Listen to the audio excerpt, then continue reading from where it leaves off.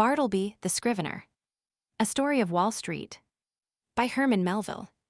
I am a rather elderly man.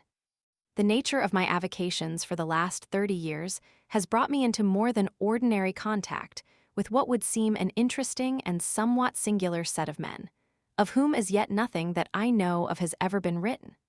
I mean the law copyists or scriveners. I have known very many of them, professionally and privately, and if I pleased, could relate divers histories, at which good-natured gentlemen might smile, and sentimental souls might weep. But I waive the biographies of all other scriveners for a few passages in the life of Bartleby, who was a scrivener of the strangest I ever saw or heard of. While of other law copyists I might write the complete life, of Bartleby nothing of that sort can be done. I believe that no materials exist for a full and satisfactory biography of this man. It is an irreparable loss to literature. Bartleby was one of those beings of whom nothing is ascertainable, except from the original sources, and in his case, those are very small. What my own astonished eyes saw of Bartleby, that is all I know of him, except, indeed, one vague report which will appear in the sequel. Ere introducing the Scrivener, as he first appeared to me, it is fit I make some mention of myself, my employs, my business, my chambers, and general surroundings, because some such description is indispensable to an adequate understanding of the chief character about to be presented. Imprimis, I am a man who, from his youth upwards, has been filled with a profound conviction that the easiest way of life is the best. Hence, though I belong to a profession proverbially energetic and nervous, even to turbulence, at times, yet nothing of that sort have I ever suffered to invade my peace. I am one of those unambitious lawyers who never addresses a jury or in any way draws down public applause, but in the cool tranquility of a snug retreat, do a snug business among rich men's bonds and mortgages and title deeds. All who know me consider me an eminently safe man.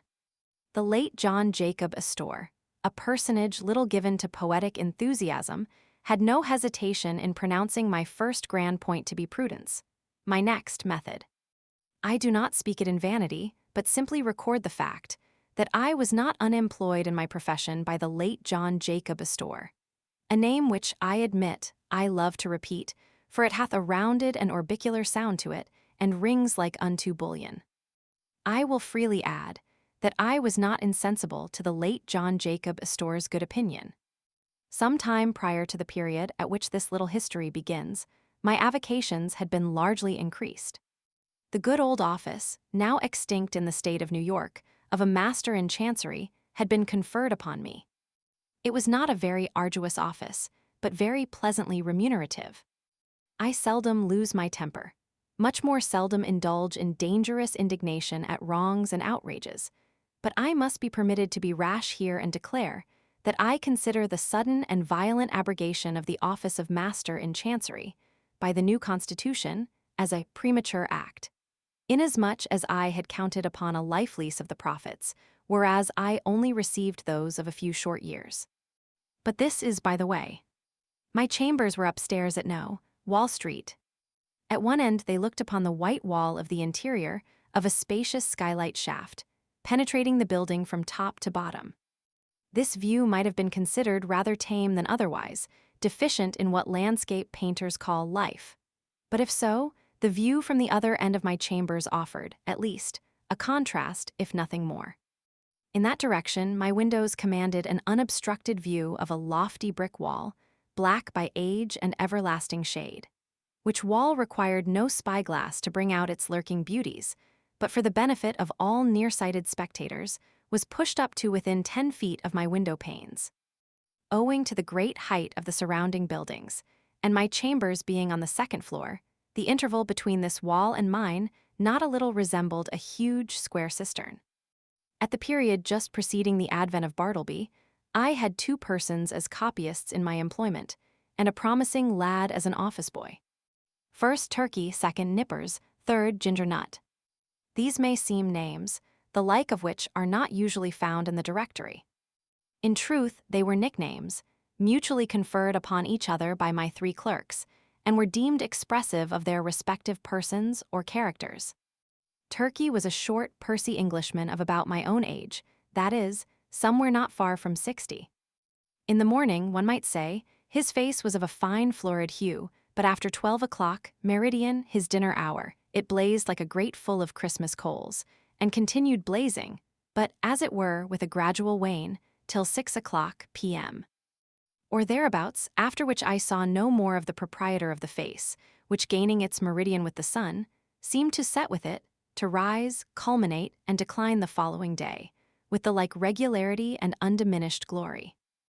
There are many singular coincidences I have known in the course of my life, not the least among which was the fact that exactly when Turkey displayed his fullest beams from his red and radiant countenance, just then, too, at that critical moment, began the daily period when I considered his business capacities as seriously disturbed for the remainder of the 24 hours. Not that he was absolutely idle or averse to business then, far from it. The difficulty was, he was apt to be altogether too energetic. There was a strange, inflamed, flurried, flighty recklessness of activity about him. He would be incautious in dipping his pen into his inkstand. All his blots upon my documents were dropped there after 12 o'clock meridian. Indeed, not only would he be reckless and sadly given to making blots in the afternoon, but some days he went further and was rather noisy. At such times, too, his face flamed with augmented blazonry, as if cannel coal had been heaped on anthracite.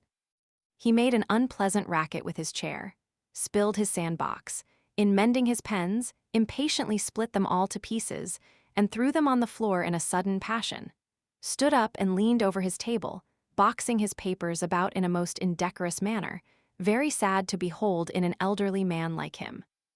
Nevertheless, as he was in many ways a most valuable person to me, and all the time before 12 o'clock meridian, was the quickest, steadiest creature too, accomplishing a great deal of work in a style not easy to be matched. For these reasons, I was willing to overlook his eccentricities, though indeed, occasionally, I remonstrated with him.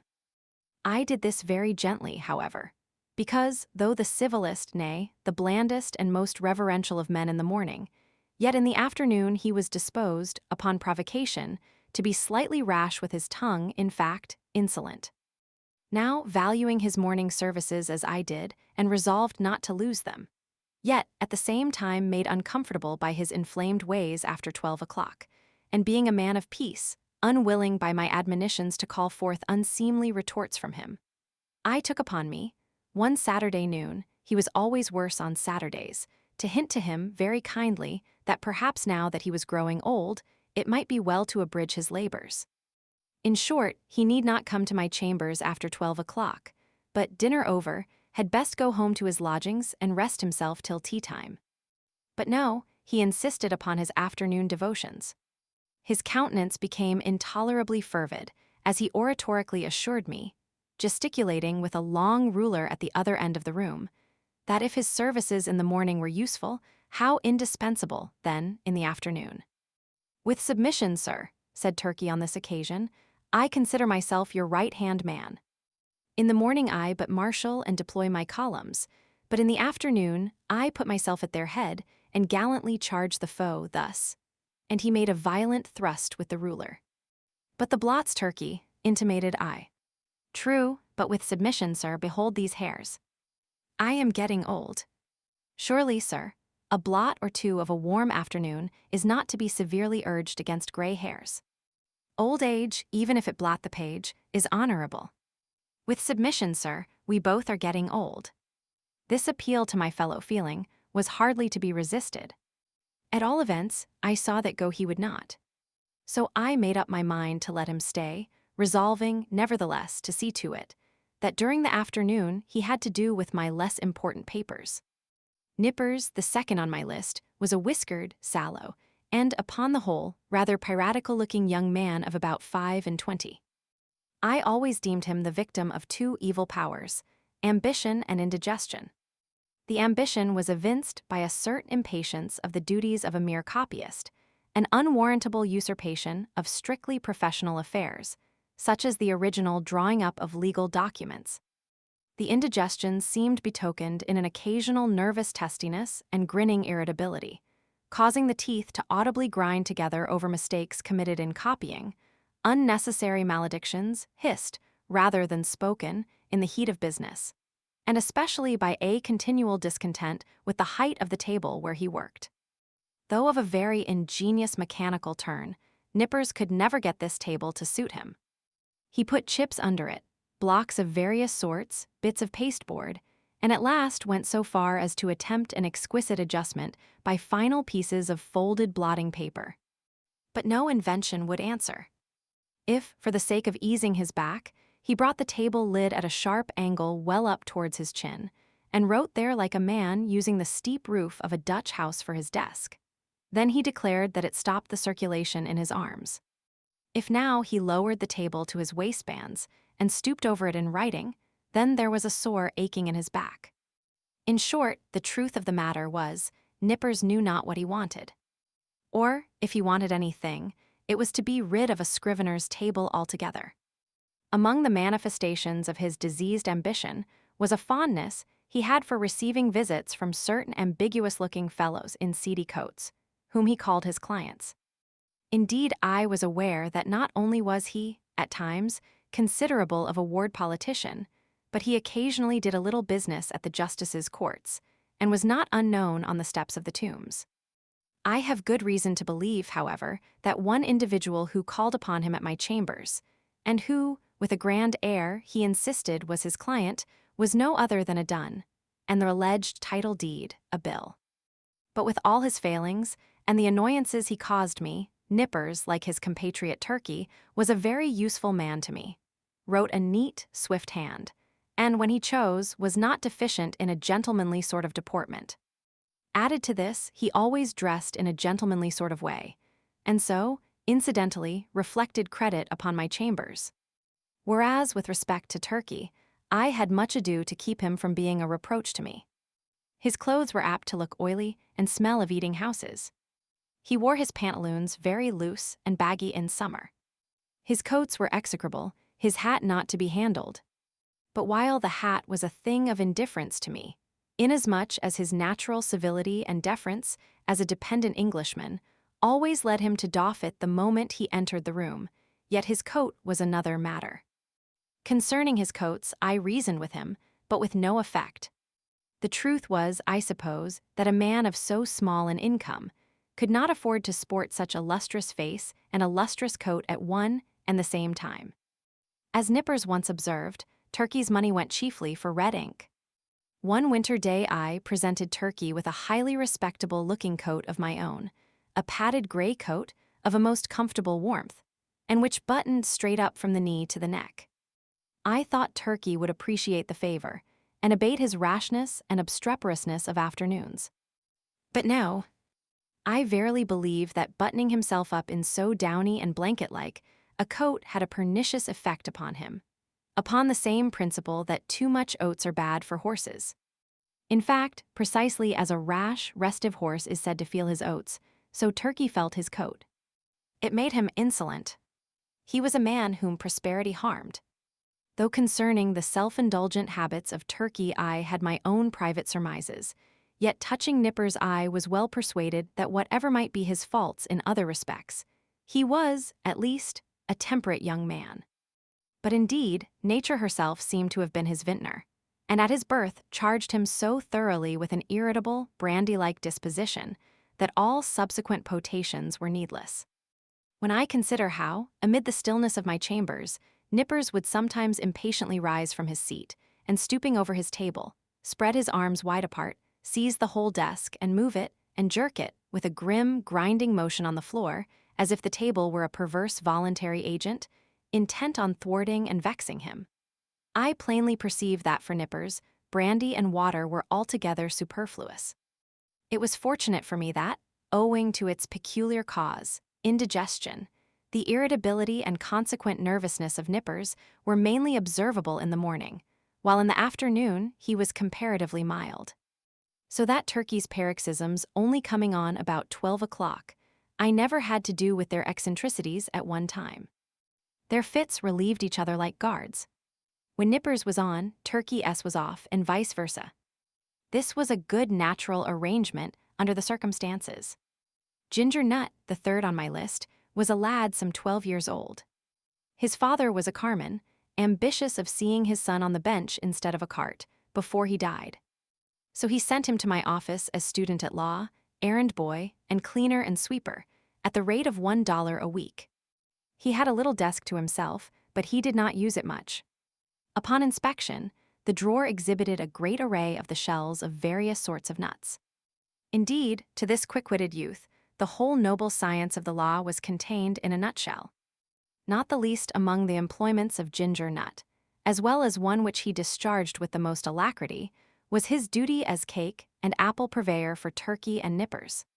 Copying law papers being proverbially dry, husky sort of business, my two scriveners were fain to moisten their mouths very often with Spitzenbergs to be had at the numerous stalls nigh the custom house and post office.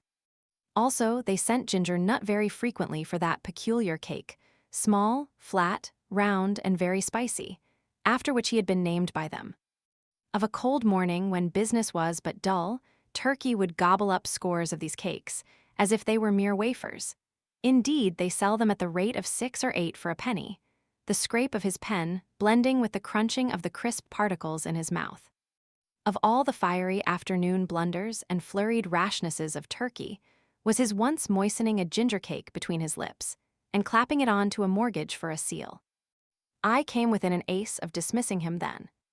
But he mollified me by making an oriental bow, and saying, "With submission, sir, it was generous of me to find you in stationery on my own account. Now my original business, that of a conveyancer and title hunter, and drawer-up of recondite documents of all sorts, was considerably increased by receiving the master's office. There was now great work for scriveners. Not only must I push the clerks already with me, but I must have additional help. In answer to my advertisement, a motionless young man one morning stood upon my office threshold, the door being open, for it was summer. I can see that figure now, pallidly neat, pitiably respectable, incurably forlorn. It was Bartleby. After a few words touching his qualifications, I engaged him, glad to have among my corps of copyists a man of so singularly sedate an aspect, which I thought might operate beneficially upon the flighty temper of Turkey and the fiery one of Nippers. I should have stated before that ground glass folding doors divided my premises into 2 parts, one of which was occupied by my scriveners, the other by myself. According to my humor, I threw open these doors, or closed them. I resolved to assign Bartleby a corner by the folding doors, but on my side of them, so as to have this quiet man within easy call, in case any trifling thing was to be done. I placed his desk close up to a small side window in that part of the room, a window which originally had afforded a lateral view of certain grimy backyards and bricks, but which, owing to subsequent erections, commanded at present no view at all, though it gave some light. Within 3 feet of the panes was a wall, and the light came down from far above, between 2 lofty buildings, as from a very small opening in a dome. Still further to a satisfactory arrangement, I procured a high green folding screen, which might entirely isolate Bartleby from my sight, though not remove him from my voice. And thus, in a manner, privacy and society were conjoined. At first Bartleby did an extraordinary quantity of writing. As if long famishing for something to copy, he seemed to gorge himself on my documents. There was no pause for digestion. He ran a day and night line, copying by sunlight and by candlelight. I should have been quite delighted with his application, had he been cheerfully industrious. But he wrote on silently, palely, mechanically.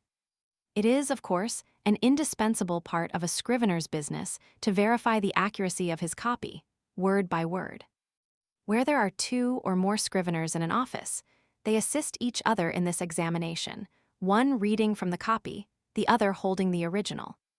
It is a very dull, wearisome, and lethargic affair. I can readily imagine that, to some sanguine temperaments, it would be altogether intolerable. For example, I cannot credit that the meddlesome poet Byron would have contentedly sat down with Bartleby to examine a law document of, say, 500 pages, closely written in a crimpy hand. Now and then, in the haste of business, it had been my habit to assist in comparing some brief document myself, calling turkey or nippers for this purpose. One object I had in placing Bartleby so handy to me behind the screen was to avail myself of his services on such trivial occasions. It was on the third day, I think, of his being with me, and before any necessity had arisen for having his own writing examined, that, being much hurried to complete a small affair I had in hand, I abruptly called to Bartleby. In my haste and natural expectancy of instant compliance, I sat with my head bent over the original on my desk, and my right hand sideways and somewhat nervously extended with the copy, so that immediately upon emerging from his retreat, Bartleby might snatch it and proceed to business without the least delay. In this very attitude did I sit when I called to him, rapidly stating what it was I wanted him to do, namely, to examine a small paper with me.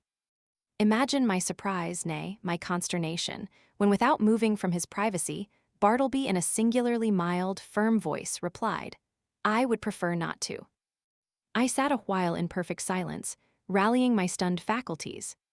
Immediately it occurred to me that my ears had deceived me, or Bartleby had entirely misunderstood my meaning. I repeated my request in the clearest tone I could assume. But in quite as clear a one came the previous reply, "I would prefer not to." "Prefer not to," echoed I, rising in high excitement and crossing the room with a stride. "What do you mean? Are you moonstruck? I want you to help me compare this sheet here, take it," and I thrust it towards him. "I would prefer not to," said he. I looked at him steadfastly. His face was leanly composed, his gray eye dimly calm. Not a wrinkle of agitation rippled him. Had there been the least uneasiness, anger, impatience, or impertinence in his manner?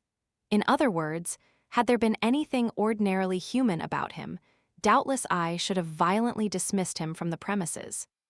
But as it was, I should have as soon thought of turning my pale plaster of Paris bust of Cicero out of doors. I stood gazing at him a while, as he went on with his own writing, and then reseated myself at my desk. This is very strange, thought I. What had one best do? But my business hurried me. I concluded to forget the matter for the present, reserving it for my future leisure. So calling Nippers from the other room, the paper was speedily examined. A few days after this, Bartleby concluded 4 lengthy documents, being quadruplicates of a week's testimony taken before me in my High Court of Chancery. It became necessary to examine them. It was an important suit, and great accuracy was imperative. Having all things arranged, I called Turkey, Nippers, and Ginger Nut from the next room, meaning to place the 4 copies in the hands of my 4 clerks, while I should read from the original. Accordingly, Turkey, Nippers, and Ginger Nut had taken their seats in a row, each with his document in hand, when I called to Bartleby to join this interesting group. "Bartleby. Quick, I am waiting." I heard a slow scrape of his chair legs on the uncarpeted floor, and soon he appeared standing at the entrance of his hermitage. "What is wanted?" said he mildly. The copies," said I hurriedly. "We are going to examine them." There, and I held towards him the 4th quadruplicate. "I would prefer not to," he said, and gently disappeared behind the screen. For a few moments I was turned into a pillar of salt, standing at the head of my seated column of clerks. Recovering myself, I advanced towards the screen and demanded the reason for such extraordinary conduct. "Why do you refuse?" "I would prefer not to." With any other man, I should have flown outright into a dreadful passion, scorned all further words, and thrust him ignominiously from my presence. But there was something about Bartleby that not only strangely disarmed me, but in a wonderful manner touched and disconcerted me. I began to reason with him. "These are your own copies we are about to examine.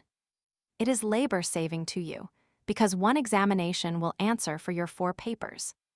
It is common usage. Every copyist is bound to help examine his copy. Is it not so? Will you not speak? Answer." "I prefer not to," he replied in a flute-like tone.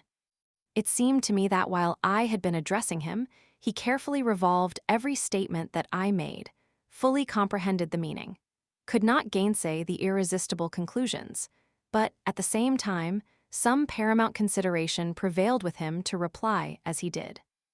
You are decided, then, not to comply with my request, a request made according to common usage and common sense. He briefly gave me to understand that on that point my judgment was sound. Yes, his decision was irreversible. It is not seldom the case that, when a man is browbeat in some unprecedented and violently unreasonable way, he begins to stagger in his own plainest faith.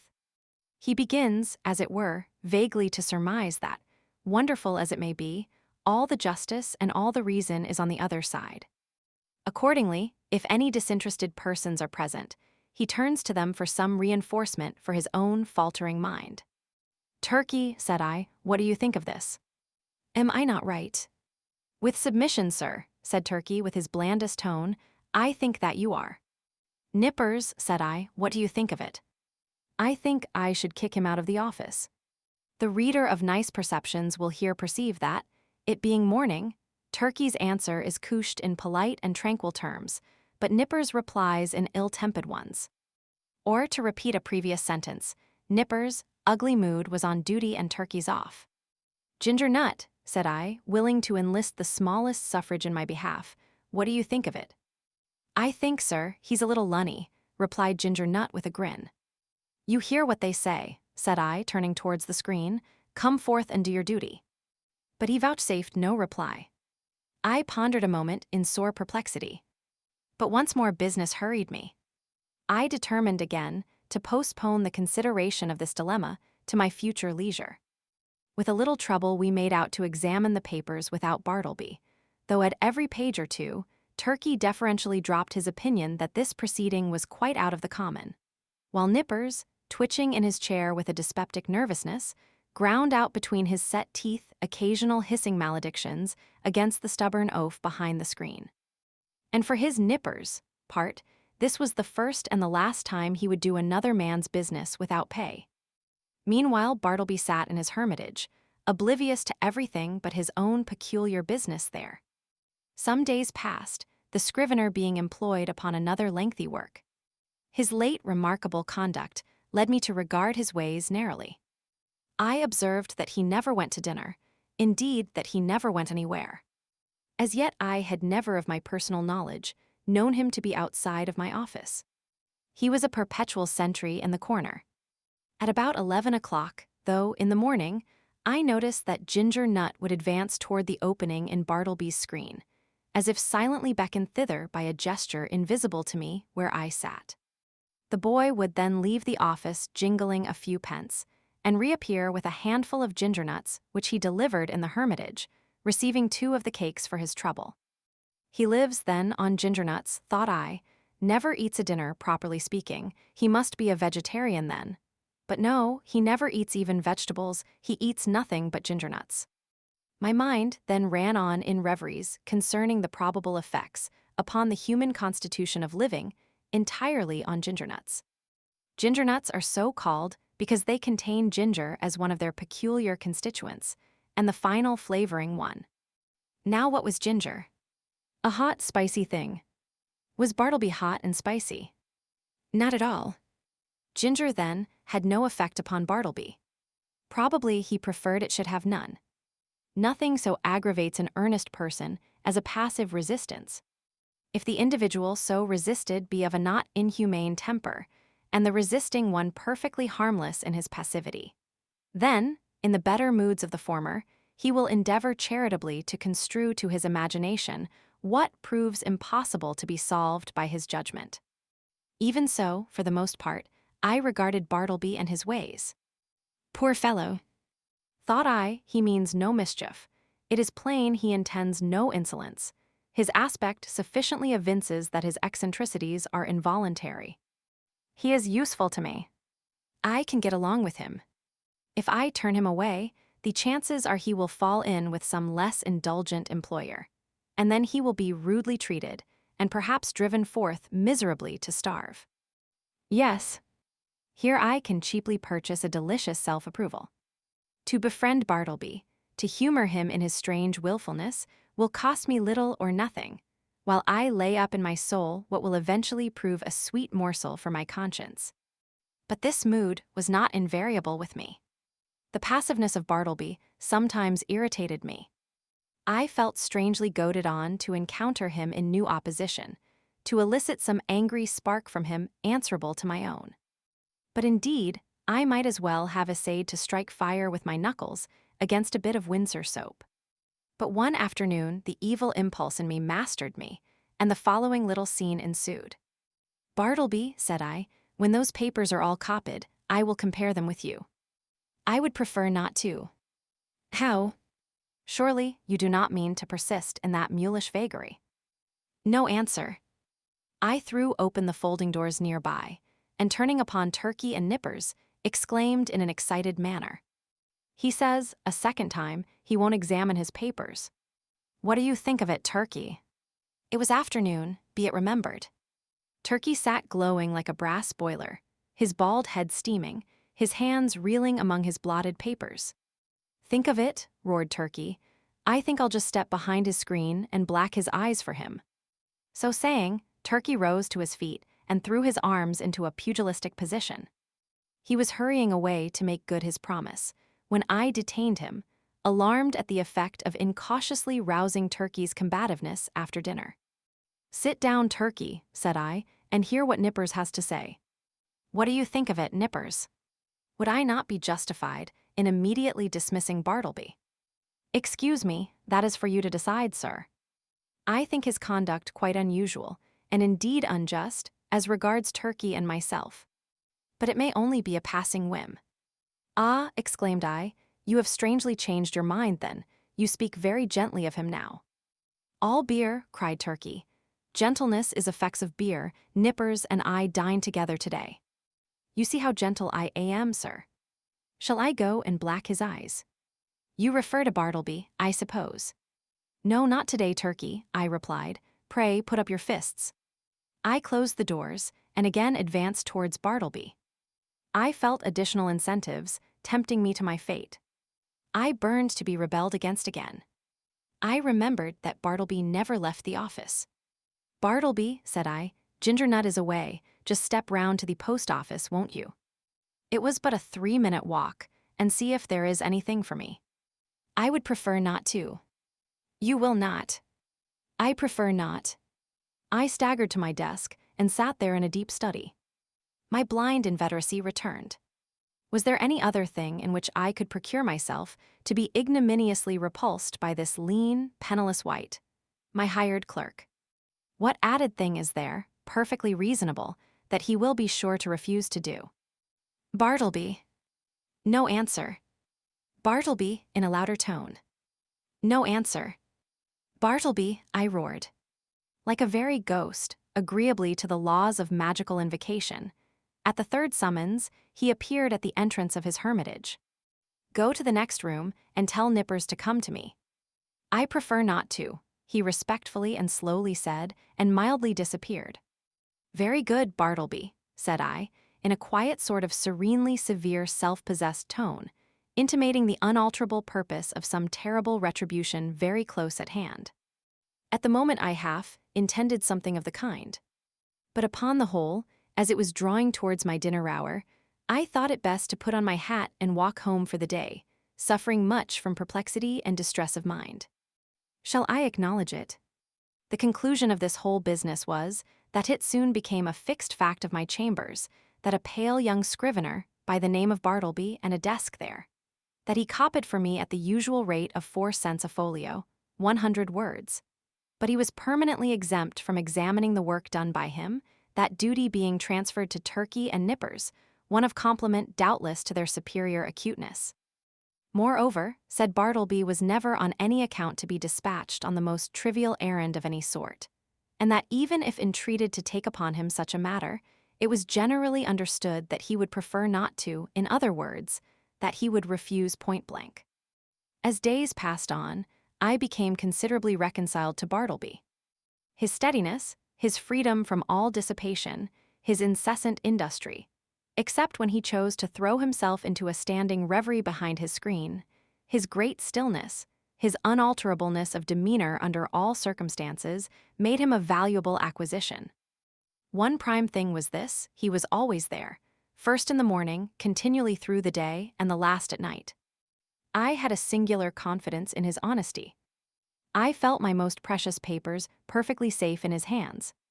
Sometimes, to be sure, I could not, for the very soul of me, avoid falling into sudden spasmodic passions with him.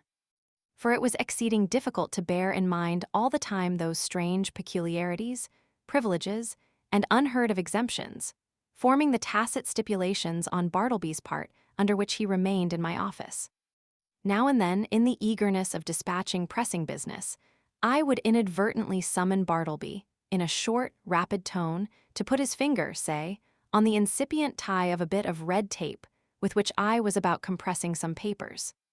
Of course, from behind the screen, the usual answer, "I prefer not to," was sure to come. And then, how could a human creature with the common infirmities of our nature refrain from bitterly exclaiming upon such perverseness, such unreasonableness? However, every added repulse of this sort, which I received, only tended to lessen the probability of my repeating the inadvertence. Here it must be said that according to the custom of most legal gentlemen occupying chambers in densely populated law buildings, there were several keys to my door. One was kept by a woman residing in the attic, which person weekly scrubbed and daily swept and dusted my apartments. Another was kept by Turkey for convenience sake. The third I sometimes carried in my own pocket. The fourth I knew not who had. Now, one Sunday morning I happened to go to Trinity Church to hear a celebrated preacher, and finding myself rather early on the ground, I thought I would walk around to my chambers for a while. Luckily, I had my key with me, but upon applying it to the lock, I found it resisted by something inserted from the inside. Quite surprised, I called out, when to my consternation a key was turned from within, and thrusting his lean visage at me, and holding the door ajar, the apparition of Bartleby appeared, in his shirt sleeves, and otherwise in a strangely tattered dishabille, saying quietly that he was sorry, but he was deeply engaged just then, and preferred not admitting me at present. In a brief word or two, he moreover added that perhaps I had better walk round the block 2 or 3 times, and by that time he would probably have concluded his affairs. Now the utterly unsurmised appearance of Bartleby, tenanting my law chambers of a Sunday morning, with his cadaverously gentlemanly nonchalance, yet withal firm and self-possessed, had such a strange effect upon me that incontinently I slunk away from my own door and did as desired. But not without sundry twinges of impotent rebellion against the mild effrontery of this unaccountable Scrivener. Indeed, it was his wonderful mildness chiefly, which not only disarmed me, but unmanned me, as it were. For I consider that one, for the time, is a sort of unmanned when he tranquilly permits his hired clerk to dictate to him and order him away from his own premises. Furthermore, I was full of uneasiness as to what Bartleby could possibly be doing in my office in his shirt sleeves, and in an otherwise dismantled condition of a Sunday morning. Was anything amiss going on? Nay, that was out of the question. It was not to be thought of for a moment that Bartleby was an immoral person. But what could he be doing there, copying? Nay, again, whatever might be his eccentricities, Bartleby was an eminently decorous person. He would be the last man to sit down to his desk in any state approaching to nudity.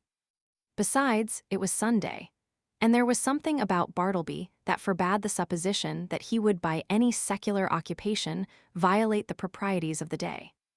Nevertheless, my mind was not pacified, and full of a restless curiosity, at last I returned to the door. Without hindrance I inserted my key, opened it, and entered. Bartleby was not to be seen. I looked round anxiously, peeped behind his screen, but it was very plain that he was gone. Upon more closely examining the place, I surmised that for an indefinite period Bartleby must have ate, dressed, and slept in my office, and that too without plate, mirror, or bed. The cushioned seat of a rickety old sofa in one corner bore the faint impress of a lean, reclining form. Rolled away under his desk, I found a blanket, under the empty grate a blacking box and brush, on a chair a tin basin, with soap and a ragged towel, in a newspaper a few crumbs of ginger nuts and a morsel of cheese. Yes, thought I, it is evident enough that Bartleby has been making his home here, keeping bachelor's hall all by himself. Immediately then the thought came sweeping across me, what miserable friendlessness and loneliness are here revealed. His poverty is great, but his solitude how horrible. Think of it. Of a Sunday, Wall Street is deserted as Petra, and every night of every day it is an emptiness. This building, too, which of weekdays hums with industry and life, at nightfall echoes with sheer vacancy, and all through Sunday is forlorn.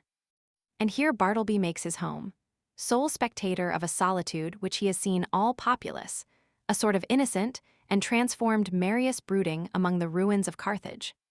For the first time in my life, a feeling of overpowering stinging melancholy seized me. Before, I had never experienced aught but a not unpleasing sadness. The bond of a common humanity now drew me irresistibly to gloom. A fraternal melancholy. For both I and Bartleby were sons of Adam. I remembered the bright silks and sparkling faces I had seen that day, in gala trim, swan-like sailing down the Mississippi of Broadway. And I contrasted them with the pallid copyist, and thought to myself, ah, happiness courts the light, so we deem the world is gay, but misery hides aloof, so we deem that misery there is none. These sad fancyings, chimeras, doubtless, of a sick and silly brain, led on to other and more special thoughts, concerning the eccentricities of Bartleby. Presentiments of strange discoveries hovered round me. The Scrivener's pale form appeared to me laid out, among uncaring strangers, in its shivering winding sheet. Suddenly I was attracted by Bartleby's closed desk, the key in open sight left in the lock. I mean no mischief, seek the gratification of no heartless curiosity, thought I. Besides, the desk is mine, and its contents too, so I will make bold to look within. Everything was methodically arranged, the papers smoothly placed. The pigeonholes were deep, and removing the files of documents, I groped into their recesses. Presently I felt something there, and dragged it out. It was an old bandana handkerchief, heavy and knotted. I opened it and saw it was a savings bank. I now recalled all the quiet mysteries, which I had noted in the man. I remembered that he never spoke but to answer, that though at intervals he had considerable time to himself, yet I had never seen him reading, no, not even a newspaper, that for long periods he would stand looking out, at his pale window behind the screen, upon the dead brick wall. I was quite sure he never visited any refectory or eating house, while his pale face clearly indicated that he never drank beer like turkey or tea and coffee even like other men. That he never went anywhere in particular that I could learn, never went out for a walk, unless indeed that was the case at present, that he had declined telling who he was, or whence he came, or whether he had any relatives in the world, that though so thin and pale, he never complained of ill health. And more than all, I remembered a certain unconscious air of pallid, how shall I call it? Of pallid haughtiness, say, or rather an austere reserve about him, which had positively awed me into my tame compliance with his eccentricities, when I had feared to ask him to do the slightest incidental thing for me, even though I might know, from his long-continued motionlessness, that behind his screen he must be standing in one of those dead-wall reveries of his. Revolving all these things, and coupling them with the recently discovered fact that he made my office his constant abiding place and home, and not forgetful of his morbid moodiness. Revolving all these things, a prudential feeling began to steal over me. My first emotions had been those of pure melancholy and sincerest pity, but just in proportion as the forlornness of Bartleby grew and grew to my imagination, did that same melancholy merge into fear, that pity into repulsion.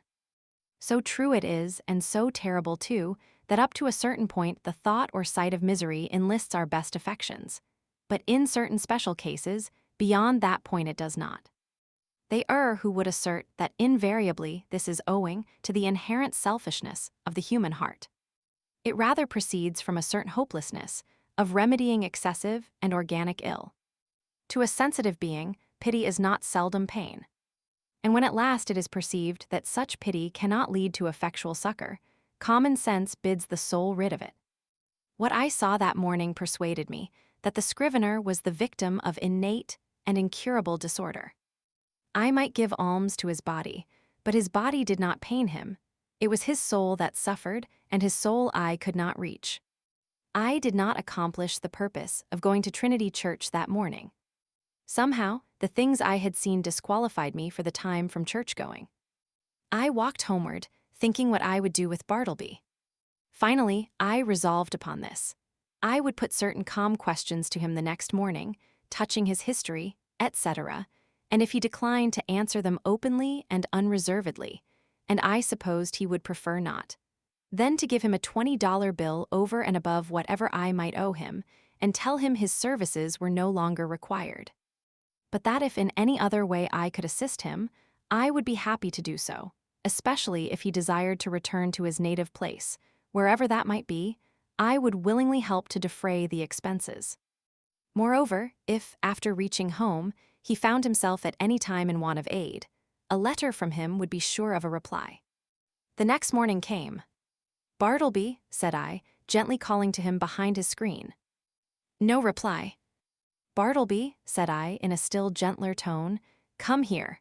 I am not going to ask you to do anything you would prefer not to do. I simply wish to speak to you." Upon this, he noiselessly slid into view.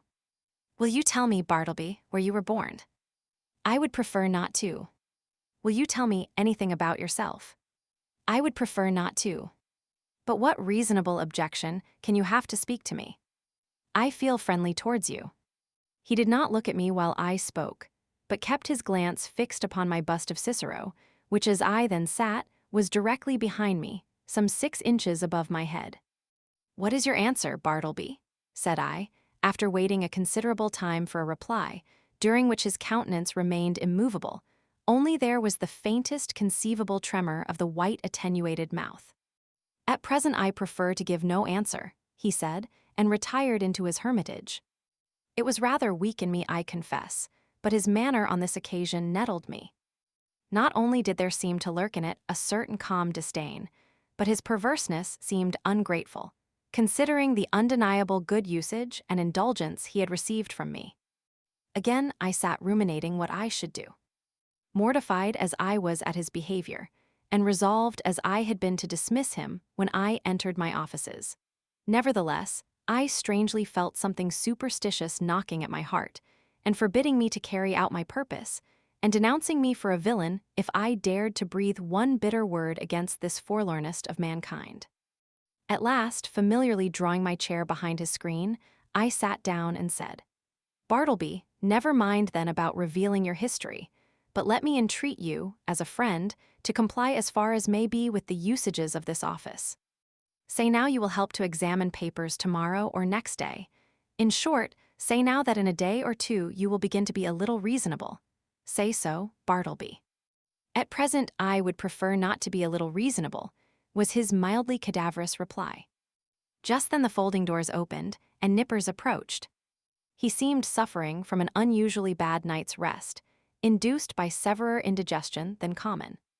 He overheard those final words of Bartleby. "Prefer not, eh?" gritted Nippers. "I'd prefer him if I were you, sir," addressing me. "I'd prefer him, I'd give him preferences, the stubborn mule." "What is it, sir, pray, that he prefers not to do now?" Bartleby moved not a limb. "Mr. Nippers," said I, "I'd prefer that you would withdraw for the present." Somehow, of late I had got into the way of involuntarily using this word, prefer, upon all sorts of not exactly suitable occasions. And I trembled to think that my contact with the Scrivener had already and seriously affected me in a mental way. And what further and deeper aberration might it not yet produce? This apprehension had not been without efficacy in determining me to summary means.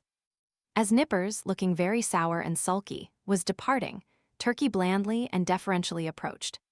"With submission, sir," said he. "Yesterday I was thinking about Bartleby here, and I think that if he would but prefer to take a quart of good ale every day, it would do much towards mending him, and enabling him to assist in examining his papers." "So you have got the word too," said I, slightly excited. "With submission, what word, sir?" asked Turkey, respectfully crowding himself into the contracted space behind the screen, and by so doing making me jostle the Scrivener. "What word, sir?" "I would prefer to be left alone here," said Bartleby, as if offended at being mobbed in his privacy. "That's the word, Turkey," said I, "that's it." "Oh, prefer." "Oh yes, queer word. I never use it myself. But sir, as I was saying, if he would but prefer." "Turkey," interrupted I, "you will please withdraw. "Oh, certainly, sir, if you prefer that I should." As he opened the folding door to retire, Nippers at his desk caught a glimpse of me and asked whether I would prefer to have a certain paper copied on blue paper or white. He did not in the least roguishly accent the word prefer. It was plain that it involuntarily rolled from his tongue. I thought to myself, surely I must get rid of a demented man who already has in some degree turned the tongues, if not the heads of myself and clerks. But I thought it prudent not to break the dismission at once. The next day I noticed that Bartleby did nothing but stand at his window in his dead-wall reverie. Upon asking him why he did not write, he said that he had decided upon doing no more writing. "Why, how now?" "What next?" exclaimed I. "Do no more writing." "No more. And what is the reason?" "Do you not see the reason for yourself?" he indifferently replied. I looked steadfastly at him and perceived that his eyes looked dull and glazed. Instantly it occurred to me that his unexampled diligence in copying by his dim window for the first few weeks of his stay with me might have temporarily impaired his vision. I was touched. I said something in condolence with him. I hinted that, of course, he did wisely in abstaining from writing for a while, and urged him to embrace that opportunity of taking wholesome exercise in the open air. This, however, he did not do. A few days after this, my other clerks being absent, and being in a great hurry to dispatch certain letters by the mail, I thought that, having nothing else earthly to do, Bartleby would surely be less inflexible than usual, and carry these letters to the post office. But he blankly declined. So much to my inconvenience, I went myself. Still added days went by. Whether Bartleby's eyes improved or not, I could not say. To all appearance, I thought they did. But when I asked him if they did, he vouchsafed no answer. At all events, he would do no copying. At last, in reply to my urgings, he informed me that he had permanently given up copying. "What?" exclaimed I. "Suppose your eyes should get entirely well, better than ever before, would you not copy then?" "I have given up copying," he answered and slid aside. He remained as ever, a fixture in my chamber. Nay, if that were possible, he became still more of a fixture than before. What was to be done? He would do nothing in the office. Why should he stay there? In plain fact, he had now become a millstone to me, not only useless as a necklace, but afflictive to bear. Yet I was sorry for him. I speak less than truth when I say that, on his own account, he occasioned me uneasiness. If he would but have named a single relative or friend, I would instantly have written, and urged their taking the poor fellow away to some convenient retreat. But he seemed alone, absolutely alone in the universe. A bit of wreck in the mid-Atlantic.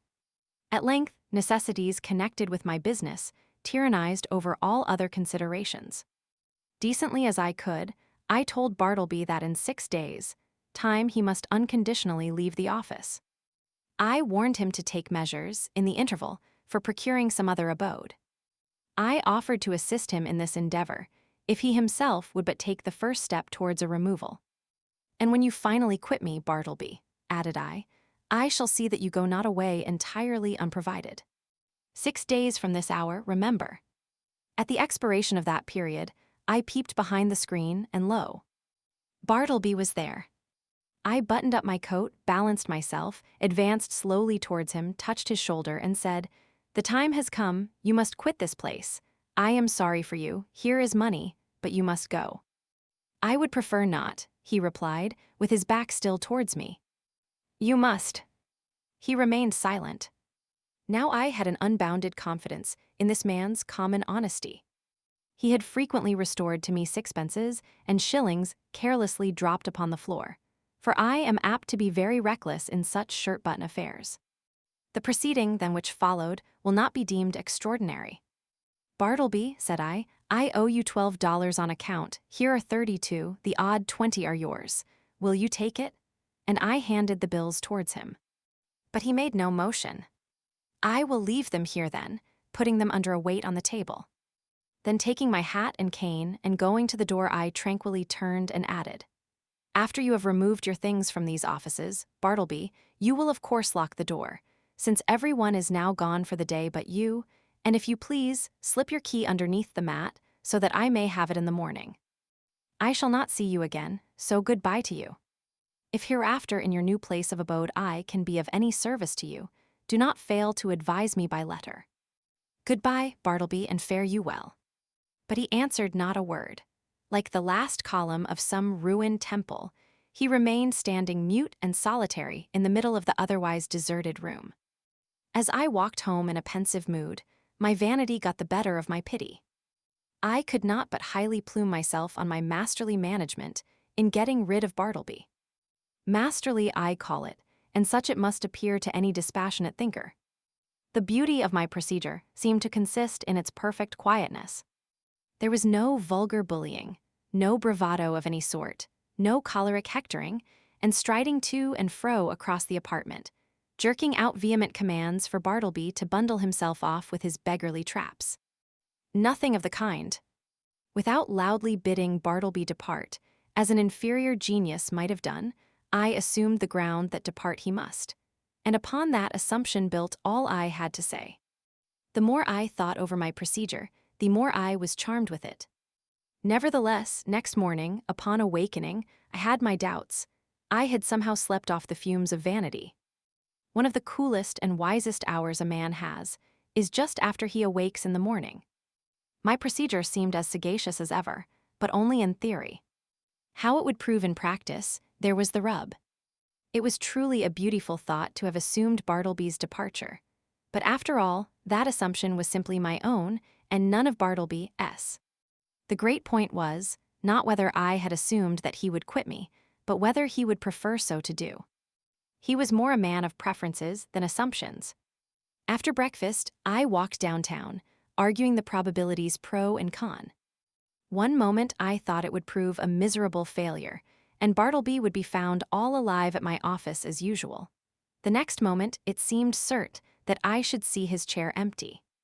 And so I kept veering about. At the corner of Broadway and Canal Street, I saw quite an excited group of people standing in earnest conversation. "I'll take odds he doesn't," said a voice as I passed. "Doesn't go, done," said I, "put up your money." I was instinctively putting my hand in my pocket to produce my own, when I remembered that this was an election day. The words I had overheard bore no reference to Bartleby, but to the success or non-success of some candidate for the mayoralty. In my intent frame of mind, I had, as it were, imagined that all Broadway shared in my excitement and were debating the same question with me. I passed on, very thankful that the uproar of the street screened my momentary absent-mindedness. As I had intended, I was earlier than usual at my office door. I stood listening for a moment. All was still. He must be gone. I tried the knob. The door was locked. Yes, my procedure had worked to a charm. He indeed must be vanished. Yet a certain melancholy mixed with this. I was almost sorry for my brilliant success. I was fumbling under the door mat for the key, which Bartleby was to have left there for me, when accidentally my knee knocked against a panel, producing a summoning sound, and in response a voice came to me from within. "Not yet. I am occupied." It was Bartleby. I was thunderstruck. For an instant I stood like the man who, pipe in mouth, was killed one cloudless afternoon long ago in Virginia by a summer lightning. At his own warm open window he was killed, and remained leaning out there upon the dreamy afternoon till someone touched him when he fell. "Not gone," I murmured at last. But again obeying that wondrous ascendancy which the inscrutable Scrivener had over me, and from which ascendancy, for all my chafing, I could not completely escape. I slowly went downstairs and out into the street, and while walking round the block, considered what I should next do in this unheard-of perplexity. Turn the man out by an actual thrusting I could not. To drive him away by calling him hard names would not do. Calling in the police was an unpleasant idea, and yet permit him to enjoy his cadaverous triumph over me? This too I could not think of. What was to be done? Or, if nothing could be done, was there anything further that I could assume in the matter? Yes, as before I had prospectively assumed that Bartleby would depart, so now I might retrospectively assume that departed he was. In the legitimate carrying out of this assumption, I might enter my office in a great hurry, and pretending not to see Bartleby at all, walk straight against him as if he were air. Such a proceeding would in a singular degree have the appearance of a home thrust. It was hardly possible that Bartleby could withstand such an application of the doctrine of assumptions. But upon second thoughts, the success of the plan seemed rather dubious. I resolved to argue the matter over with him again. "Bartleby," said I, entering the office with a quietly severe expression, "I am seriously displeased. I am pained, Bartleby. I had thought better of you. I had imagined you of such a gentlemanly organization that in any delicate dilemma a slight hint would have suffice, in short, an assumption. But it appears I am deceived. Why," I added, unaffectedly starting, "you have not even touched that money yet," pointing to it, just where I had left it the evening previous. He answered nothing. "Will you or will you not quit me?" I now demanded in a sudden passion, advancing close to him. "I would prefer not to quit you," he replied, gently emphasizing the not. "What earthly right have you to stay here? Do you pay any rent? Do you pay my taxes? Or is this property yours?" He answered nothing. "Are you ready to go on and write now? Are your eyes recovered?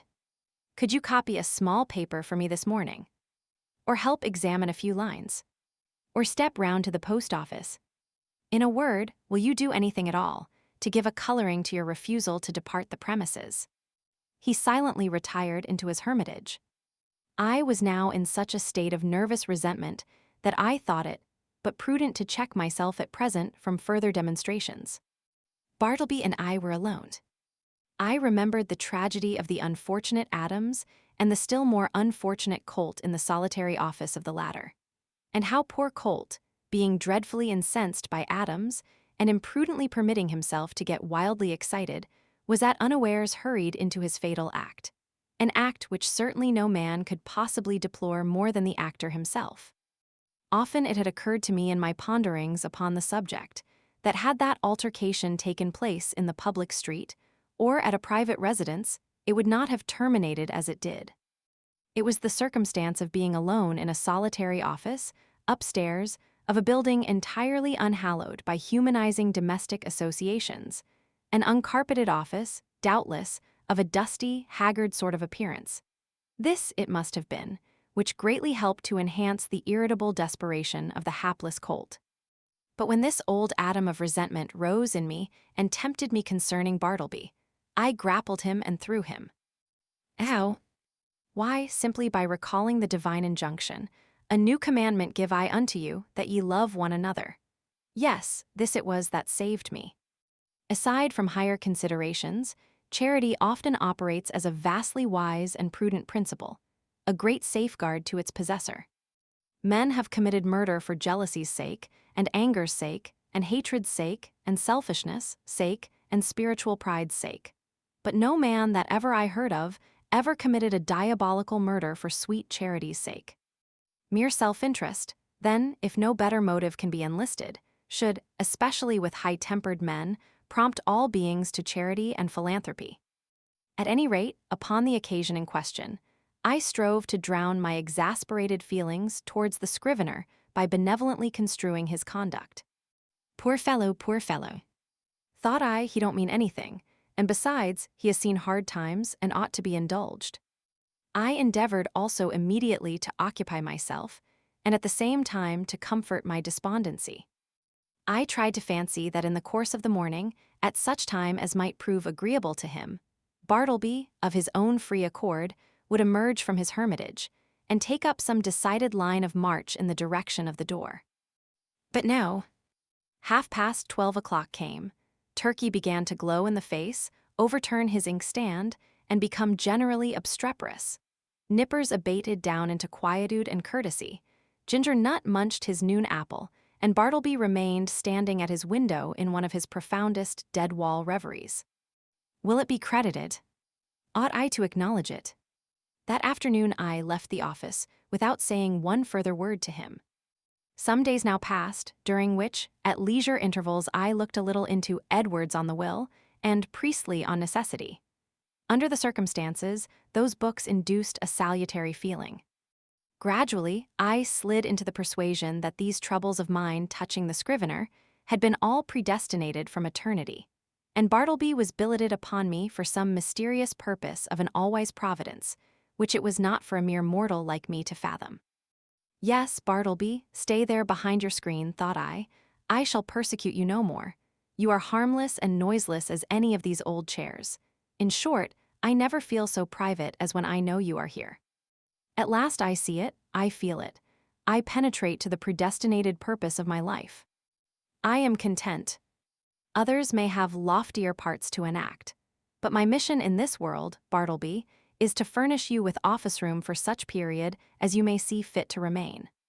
I believe that this wise and blessed frame of mind would have continued with me, had it not been for the unsolicited and uncharitable remarks obtruded upon me by my professional friends who visited the rooms. But thus it often is, that the constant friction of illiberal minds wears out at last the best resolves of the more generous. Though to be sure, when I reflected upon it, it was not strange that people entering my office should be struck by the peculiar aspect of the unaccountable Bartleby, and so be tempted to throw out some sinister observations concerning him. Sometimes an attorney having business with me, and calling at my office and finding no one but the Scrivener there, would undertake to obtain some sort of precise information from him touching my whereabouts. But without heeding his idle talk, Bartleby would remain standing immovable in the middle of the room. So after contemplating him in that position for a time, the attorney would depart, no wiser than he came. Also, when a reference was going on, and the room full of lawyers and witnesses and business was driving fast, some deeply occupied legal gentleman present, seeing Bartleby wholly unemployed, would request him to run round to his, the legal gentleman's, office and fetch some papers for him. Thereupon, Bartleby would tranquilly decline, and yet remain idle as before. Then the lawyer would give a great stare, and turn to me. And what could I say? At last I was made aware that all through the circle of my professional acquaintance, a whisper of wonder was running round, having reference to the strange creature I kept at my office. This worried me very much. And as the idea came upon me of his possibly turning out a long-lived man, and keep occupying my chambers, and denying my authority, and perplexing my visitors, and scandalizing my professional reputation, and casting a general gloom over the premises, keeping soul and body together to the last upon his savings, for doubtless he spent but half a dime a day, and in the end perhaps outlive me, and claim possession of my office by right of his perpetual occupancy. As all these dark anticipations crowded upon me more and more, and my friends continually intruded their relentless remarks upon the apparition in my room, a great change was wrought in me. I resolved to gather all my faculties together, and forever rid me of this intolerable incubus. Ere revolving any complicated project, however, adapted to this end, I first simply suggested to Bartleby the propriety of his permanent departure. In a calm and serious tone, I commended the idea to his careful and mature consideration. But having taken 3 days to meditate upon it, he apprised me that his original determination remained the same. In short, that he still preferred to abide with me. What shall I do? I now said to myself, buttoning up my coat to the last button. What shall I do? What ought I to do? What does conscience say I should do with this man, or rather ghost? Rid myself of him, I must go he shall. But how? You will not thrust him, the poor, pale, passive mortal. You will not thrust such a helpless creature out of your door. You will not dishonor yourself by such cruelty. No, I will not, I cannot do that. Rather would I let him live and die here, and then mason up his remains in the wall. What then will you do? For all your coaxing, he will not budge. Bribes he leaves under your own paperweight on your table. In short, it is quite plain that he prefers to cling to you. Then something severe, something unusual must be done. What? Surely you will not have him collared by a constable, and commit his innocent pallor to the common jail. And upon what ground could you procure such a thing to be done? A vagrant is he. What? He a vagrant, a wanderer, who refuses to budge. It is because he will not be a vagrant, then, that you seek to count him as a vagrant. That is too absurd. No visible means of support, there I have him. Wrong again, for indubitably he does support himself, and that is the only unanswerable proof that any man can show of his possessing the means so to do. No more then. Since he will not quit me, I must quit him. I will change my offices, I will move elsewhere, and give him fair notice that if I find him on my new premises, I will then proceed against him as a common trespasser. Acting accordingly, next day I thus addressed him. I find these chambers too far from the city hall, the air is unwholesome. In a word, I propose to remove my offices next week, and shall no longer require your services. I tell you this now, in order that you may seek another place. He made no reply, and nothing more was said. On the appointed day, I engaged carts and men, proceeded to my chambers, and having but little furniture, everything was removed in a few hours. Throughout, the Scrivener remained standing behind the screen, which I directed to be removed the last thing. It was withdrawn, and being folded up like a huge folio, left him the motionless occupant of a naked room. I stood in the entry watching him a moment, while something from within me upbraided me. I re-entered with my hand in my pocket and in my heart in my mouth. "Goodbye, Bartleby, I am going, goodbye, and God some way bless you, and take that," slipping something in his hand. But it dropped upon the floor, and then, strange to say, I tore myself from him whom I had so longed to be rid of. Established in my new quarters, for a day or two I kept the door locked, and started at every footfall in the passages. When I returned to my rooms after any little absence, I would pause at the threshold for an instant and attentively listen, ere applying my key. But these fears were needless. Bartleby never came nigh me.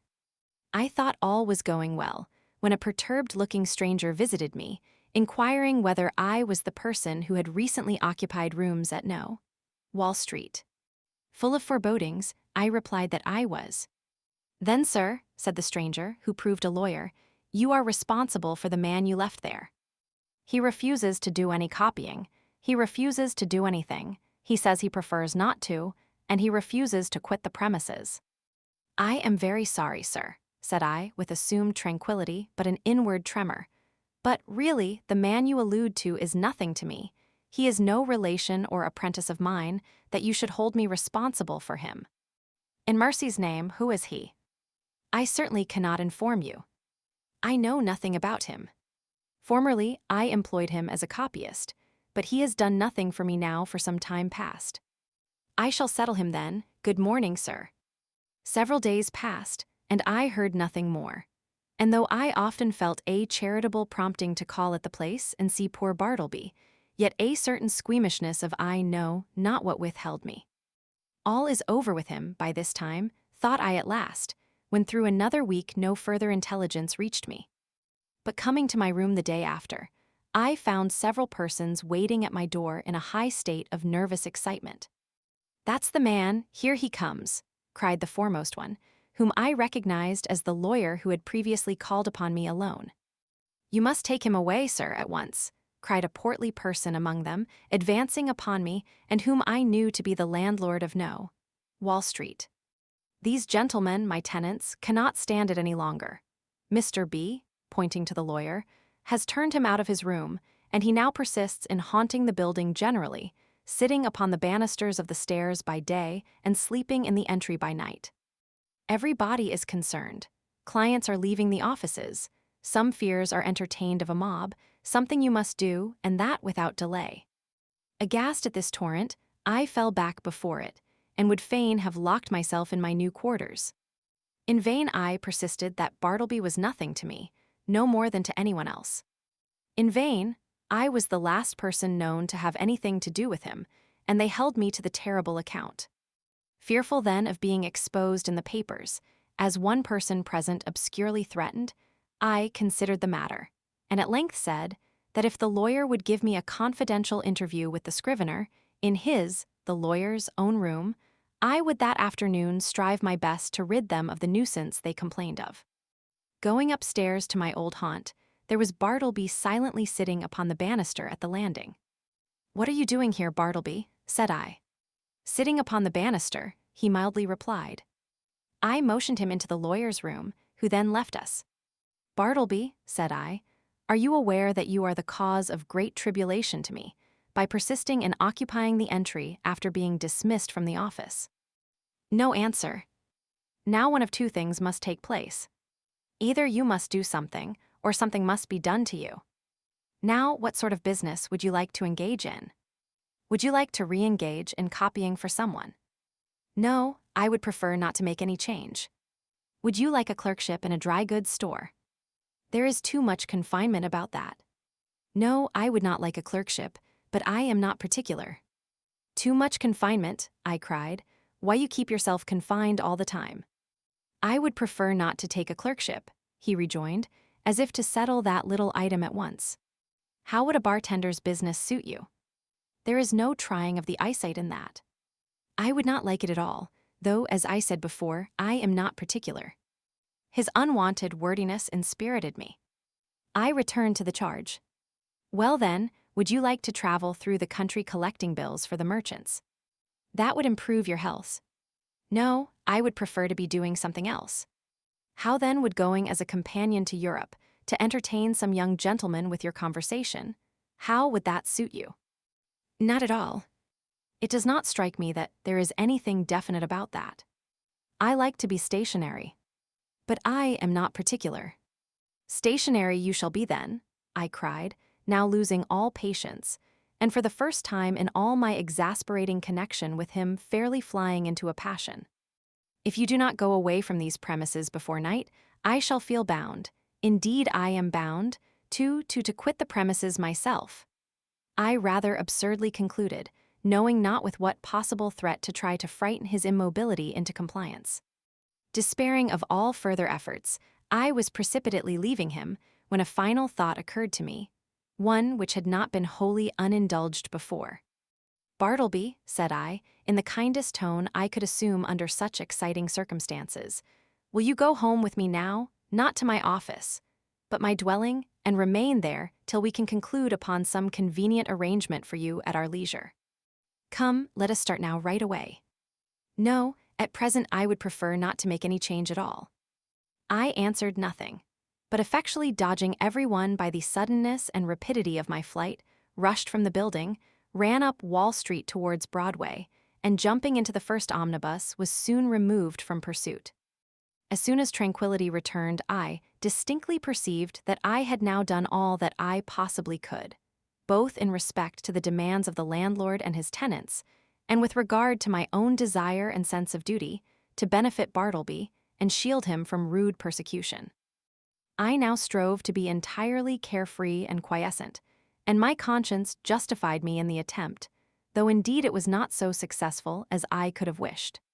So fearful was I of being again hunted out by the incensed landlord and his exasperated tenants, that, surrendering my business to nippers, for a few days I drove about the upper part of the town and through the suburbs in my rockaway, crossed over to Jersey City and Hoboken, and paid fugitive visits to Manhattanville and Astoria.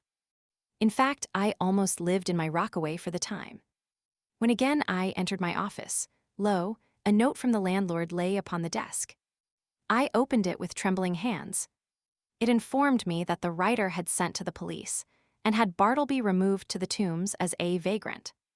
Moreover, since I knew more about him than anyone else, he wished me to appear at that place and make a suitable statement of the facts. These tidings had a conflicting effect upon me. At first I was indignant, but at last almost approved. The landlord's energetic, summary disposition had led him to adopt a procedure which I do not think I would have decided upon myself. And yet, as a last resort, under such peculiar circumstances, it seemed the only plan. As I afterwards learned, the poor Scrivener, when told that he must be conducted to the Tombs, offered not the slightest obstacle, but in his pale, unmoving way, silently acquiesced. Some of the compassionate and curious bystanders joined the party, and headed by one of the constables arm in arm with Bartleby, the silent procession filed its way through all the noise and heat and joy of the roaring thoroughfares at noon. The same day I received the note I went to the Tombs, or to speak more properly, the halls of justice. Seeking the right officer, I stated the purpose of my call, and was informed that the individual I described was indeed within. I then assured the functionary that Bartleby was a perfectly honest man and greatly to be compassionated, however unaccountably eccentric. I narrated all I knew and closed by suggesting the idea of letting him remain in as indulgent confinement as possible till something less harsh might be done, though indeed I hardly knew what. At all events, if nothing else could be decided upon, the almshouse must receive him. I then begged to have an interview. Being under no disgraceful charge, and quite serene and harmless in all his ways, they had permitted him freely to wander about the prison, and especially in the enclosed, grass-platted yard thereof. And so I found him there, standing all alone in the quietest of the yards, his face towards a high wall, while all around, from the narrow slits of the jail windows, I thought I saw peering out upon him the eyes of murderers and thieves. "Bartleby, I know you," he said without looking round, "and I want nothing to say to you." "It was not I that brought you here, Bartleby," said I, keenly pained at his implied suspicion. "And to you, this should not be so vile a place. Nothing reproachful attaches to you by being here. And see, it is not so sad a place as one might think. Look, there is the sky, and here is the grass." "I know where I am," he replied, but would say nothing more, and so I left him. As I entered the corridor again, a broad, meat-like man in an apron accosted me, and jerking his thumb over his shoulder said, "Is that your friend?" "Yes." "Does he want to starve?" "If he does, let him live on the prison fare, that's all." "Who are you?" asked I, not knowing what to make of such an unofficially speaking person in such a place. "I am the grub man.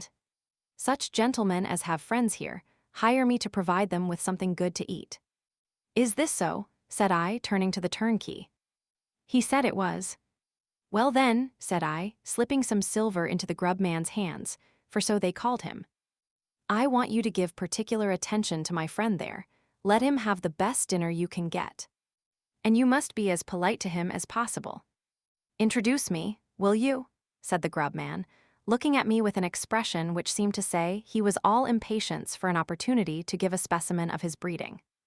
Thinking it would prove of benefit to the Scrivener, I acquiesced, and asking the grub man his name, went up with him to Bartleby. "Bartleby, this is Mr. Cutlets. You will find him very useful to you." "Your sarvant, sir, your sarvant," said the grub man, making a low salutation behind his apron. "Hope you find it pleasant here, sir. Spacious grounds, cool apartments, sir. Hope you'll stay with us some time, try to make it agreeable." "May, Mrs. Cutlets and I have the pleasure of your company to dinner, sir, in Mrs. Cutlets' private room." "I prefer not to dine today," said Bartleby, turning away. "It would disagree with me. I am unused to dinners." So saying, he slowly moved to the other side of the enclosure and took up a position fronting the dead wall. "How's this?" said the grub man, addressing me with a stare of astonishment. "He's odd, ain't he?" "I think he is a little deranged," said I sadly. "Deranged? Deranged, is it? Well now, upon my word, I thought that friend of yourn was a gentleman forger. They are always pale and genteel-like, them forgers. I can't pity 'em, can't help it, sir. Did you know Monroe Edwards?" he added touchingly and paused. Then, laying his hand pityingly on my shoulder, sighed, "He died of consumption at Sing Sing." "So you weren't acquainted with Monroe?" "No, I was never socially acquainted with any forgers. But I cannot stop longer. Look to my friend yonder. You will not lose by it. I will see you again." Some few days after this, I again obtained admission to the tombs and went through the corridors in quest of Bartleby, but without finding him. "I saw him coming from his cell not long ago," said a turnkey. "Maybe he's gone to loiter in the yards." So I went in that direction. "Are you looking for the silent man?" said another turnkey passing me. "Yonder he lies, sleeping in the yard there. 'Tis not 20 minutes since I saw him lie down." The yard was entirely quiet. It was not accessible to the common prisoners. The surrounding walls, of amazing thickness, kept off all sounds behind them. The Egyptian character of the masonry weighed upon me with its gloom. But a soft imprisoned turf grew underfoot. The heart of the eternal pyramids, it seemed, wherein by some strange magic, Through the clefts, grass seed dropped by birds had sprung. Strangely huddled at the base of the wall, his knees drawn up, and lying on his side, his head touching the cold stones, I saw the wasted Bartleby. But nothing stirred. I paused, then went close up to him, stooped over, and saw that his dim eyes were open. Otherwise, he seemed profoundly sleeping. Something prompted me to touch him. I felt his hand, when a tingling shiver ran up my arm and down my spine to my feet. The round face of the grub man peered upon me now. His dinner is ready. Won't he dine today either? Or does he live without dining? Lives without dining, said I, and closed his eyes. He's asleep, ain't he? With kings and counselors, murmured I. There would seem little need for proceeding further in this history. Imagination will readily supply the meager recital of poor Bartleby's interment. But ere parting with the reader, let me say that if this little narrative has sufficiently interested him to awaken curiosity as to who Bartleby was and what manner of life he led prior to the present narrator's making his acquaintance, I can only reply that in such curiosity I fully share, but am wholly unable to gratify it. Yet here I hardly know whether I should divulge one little item of rumor, which came to my ear a few months after the Scrivener's decease. Upon what basis it rested, I could never ascertain, and hence how true it is I cannot now tell. But inasmuch as this vague report has not been without certain strange suggestive interest to me, however sad, it may prove the same with some others, and so I will briefly mention it. The report was this: that Bartleby had been a subordinate clerk in the dead letter office at Washington, from which he had been suddenly removed by a change in the administration. When I think over this rumor, I cannot adequately express the emotions which seize me. Dead letters? Does it not sound like dead men? Conceive a man by nature and misfortune prone to a pallid hopelessness. Can any business seem more fitted to heighten it than that of continually handling these dead letters and assorting them for the flames? For by the cartload they are annually burned. Sometimes from out the folded paper the pale clerk takes a ring, the finger it was meant for, perhaps, moulders in the grave, a banknote sent in swiftest charity. He whom it would relieve, nor eats nor hungers any more, pardon for those who died despairing, hope for those who died unhoping, good tidings for those who died stifled by unrelieved calamities. On errands of life, these letters speed to death. Ah, Bartleby! Ah, humanity!